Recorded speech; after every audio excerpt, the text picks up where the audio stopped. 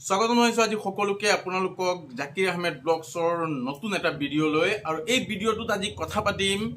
অসমত পশ্চিমীয়া সংস্কৃতি কিছুমানে প্ৰয়োভৰ হৈছে অসমত পশ্চিমীয়া সংস্কৃতি যিটো পশ্চিমীয়া সংস্কৃতিৰ প্ৰয়োভৰ এইটো কাৰণে কৈছো যে ইতিমধ্যে আপোনালোকে দেখা পাইছে বিভিন্ন সোশ্যাল মিডিয়াত সামাজিক মাধ্যমত ইতিমধ্যে ভাইৰাল হৈ পৰিছে বিভিন্নজনে বিভিন্ন ধৰণৰ প্ৰতিক্ৰিয়াও প্ৰকাশ কৰিছে যে অসমত দিছপুৰত গাভৰু নামৰ এখন সিনেমা এখন মুক্তি হ'বলৈ গৈ আছে এতিয়া দিছপুৰত গাভৰু সিনেমাখন যিখন মুক্তি পাবলৈ গৈ আছে সেই মুক্তি পাবলগীয়া সিনেমাখনৰ দৃশ্যাংশ মই আপোনালোকক এই ভিডিঅ'টোৰ মাজত দিবলৈ ভাবিছিলো কিন্তু পিছ মুহূৰ্তত এনেকুৱা ভাবিলো যে এই ভিডিঅ'টো আপোনালোকক দিয়াৰ পিছত আপোনালোকৰ বা মোৰ যি চকুত সেইখিনি অযুক্তিকৰ হ'ব অপৰিৱেশৰ হ'ব অপ্ৰাসংগিক হ'ব আৰু এনেকুৱা এখন সিনেমাৰ কিছু দৃশ্যাংশ আপোনালোকে অন্যান্য ভিডিঅ'বিলাকত বা অন্যান্য যিসকল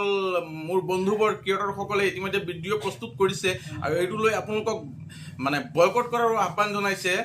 ময়ো আপোনালোকক আহ্বান জনাম এই ভিডিঅ'ৰ ক্লিপ যিটো আছে ইতিমধ্যে ছ'চিয়েল মিডিয়াত ভাইৰেল হৈ পৰিছে যে পশ্চিমীয়া সংস্কৃতিৰ যি প্ৰয়োভৰ সেই প্ৰয়োভৰে অসমত সুপনি পুঠিছে আৰু সেইটো কেতিয়াও অসমত হ'বলৈ দিয়া নহয় আৰু এইটো সম্পূৰ্ণ অযুক্তিকৰ এটা পৰিৱেশ গতিকে মই আপোনালোকক আহ্বান জনাম যিসকলে নেকি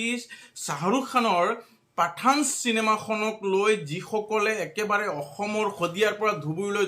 আৰু ধুবুৰীৰ পৰা একেবাৰে আপোনাৰ উত্তৰ প্ৰদেশ লক্ষ্ণৌ বিহাৰ মুম্বাই আদি বিভিন্ন ঠাইত আন্দোলন চলিছিলে মই সেইসকল ভাইক কম যে আপোনালোকে ওলাই আহক ওলাই আহি এই দিছপুৰৰ যিখন সিনেমা কাৰণ চাওক এটা বস্তু আপোনালোকে তেতিয়া ক'ব যে এইখন অসমৰ সিনেমা গতিকে অসমৰ মানুহে প্ৰতিবাদ কৰিব লাগিব মই আপোনালোকক কৈছো যে অসমীয়া সিনেমা সেয়া শ্বাহৰুখ খানৰ যিখন পাঠান ছবি আছিলে সেইখন ভাৰতৰ হয় আৰু এই ভাৰতখনো অসমৰ ভিতৰৰ গতিকে মই কওঁ যে অসমত যদি এনেকুৱা এখন সিনেমা প্ৰস্তুত হ'বলৈ গৈ আছে বা মুক্তি পাবলৈ গৈ আছে মই কৈছো নহয় আপোনালোকে আপোনালোকৰ পৰিয়ালৰ মাজত ল'ৰা ছোৱালীৰ সন্মুখত আপোনালোকে এই সিনেমাখন কোনো পধ্যেও চাব নোৱাৰিব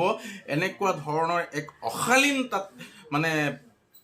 প্ৰয়োগ কৰা হৈছে গতিকে মই সকলোকে ৰিকুৱেষ্ট কৰিম যিসকলে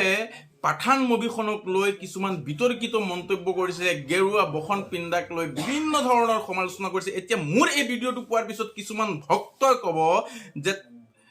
মই সেই মুভিখনৰ পক্ষত মই একচুৱেলি কৈছো মই এইবিলাক মুভি ছবি এইবিলাক মই একচুৱেলি ভাল নাপাওঁ আৰু এইবিলাক চোৱাৰ সময়ো নাই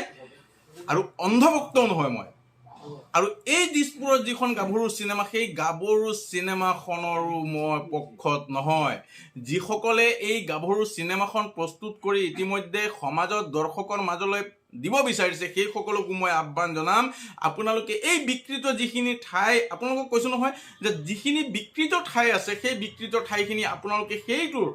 ভিডিঅ'ৰ পৰা আপোনালোকে ডিলিট কৰক নাইকিয়া কৰক তাৰপিছত সমাজত আপোনালোকে ৰিলিজ কৰক কাৰণ অসমখন এখন ভদ্ৰ সুস্থ আৰু সৎ মগজুৰ চিন্তাধাৰাৰে অসমত বসবাস কৰা মানুহ আছে আৰু অসমত সেই সৎ চৰিত্ৰৰ মানুহখিনি আছে গতিকে মই আহ্বান জনাম এই আজিৰ ভিডিঅ'টো অধিক শ্বেয়াৰ হ'ব লাগে আৰু এই যি দিছপুৰৰ গাভৰু সিনেমাখন সেই দিছপুৰৰ গাভৰু সিনেমাখন অসমত কোনো পৰ্যায়ে ৰিলিজ হ'বলৈ দিয়া নহয় তেনেকুৱা ধৰণে এক জোৰদাৰ প্ৰতিবাদ কৰিব লাগে গণতান্ত্ৰিকভাৱে প্ৰতিবাদ কৰিব লাগে কাৰণ চাওক পাঠান মুভিখনক লৈ বিভিন্ন সময়ত গৈ একেবাৰে চিনেমা হলৰ পৰ্দা ভাঙিছে কাৰণ চিনেমা হলৰ মালিকসকলে এই পাঠান চিনেমাখন বনোৱা নাছিলে তেওঁলোকে আৰু তেওঁলোকে কোৱাও নাই যে তেনেকুৱা ধৰণৰ আপোনালোকে এটা মুভি বনাওক তেনেকুৱা এটা পিকচাৰ বনাওক চিনেমাৰ পৰ্দা ভাঙিছে চিনেমা হলত গৈ হুলস্থুল কৰিছে এইবিলাক একচুৱেলি তেনেকুৱা ধৰণৰ হেৰি নহয় গতিকে মই ভাবিছিলো যে এই দিছপুৰত গাভৰু চিনেমাখন মুক্তি হওক তেতিয়া গম পাম যে এই দিছপুৰত গাভৰু চিনেমা যিখন আছে এই দিছপুৰৰ গাভৰু চিনেমাখনৰ নিচিনা বা সেই পাঠান মুভিটোৰ লগত কিবা মিল আছে নেকি নহ'লে এই দিছপুৰত গাভৰু চিনেমাখন লৈ কোনেও প্ৰতিবাদ কৰা নাই কিন্তু পাঠান চিনেমাখনক লৈ ইমান হুলস্থুল গতিকে গাইজ ভিডিঅ' দীঘলীয়া নকৰোঁ আপোনালোকে এইখিনি ক'বলৈ আহিছিলোঁ যে পাঠান মুভিখনক লৈ যি ধৰণে গোটেই ভাৰতবৰ্ষত আন্দোলন চলিলে বিভিন্ন ধৰণৰ হুলস্থলীয়া পৰিৱেশৰ সৃষ্টি হ'ল এটা সমন্বয় আৰু ভাতৃত্ববোধৰ মাজত এক এনাজৰীৰ যি ফাট মেলিবলগীয়া হ'ল আৰু সেইখিনি একদম জল পটপট হৈ পৰিছিল গতিকে মই ভাবোঁ যে এই দিছপুৰত গাভৰু চিনেমাখন দিছপুৰত গাভৰু চিনেমা যিখন আছে সেই দিছপুৰত গাভৰু চিনেমাখনকো লৈ তীব্ৰ প্ৰতিবাদ হ'ব লাগে আৰু সেই প্ৰতিবাদ হ'ব গণতান্ত্ৰিকভাৱে প্ৰতিবাদ আৰু এই প্ৰতিবাদটো এইটো কাৰণে কৈছোঁ অসম এখন সুন্দৰ সম্প্ৰীতি আৰু সমন্বয় ৰক্ষা কৰি চলা এখন ৰাজ্য হয় আৰু এই ৰাজ্যখনত প্ৰত্যেকজন মানুহ সৎ আৰু আদৰ্শৱান গতিকে মই ভাবোঁ সকলোৱে এই দিছপুৰত গাভৰু চিনেমাখনৰ বিৰুদ্ধাচৰণ কৰিব দীঘলীয়া নকৰোঁ সুস্থতা কামনা কৰিছোঁ দেখা হ'ব অন্য এটা ভিডিঅ'লৈ সুস্থ থাকক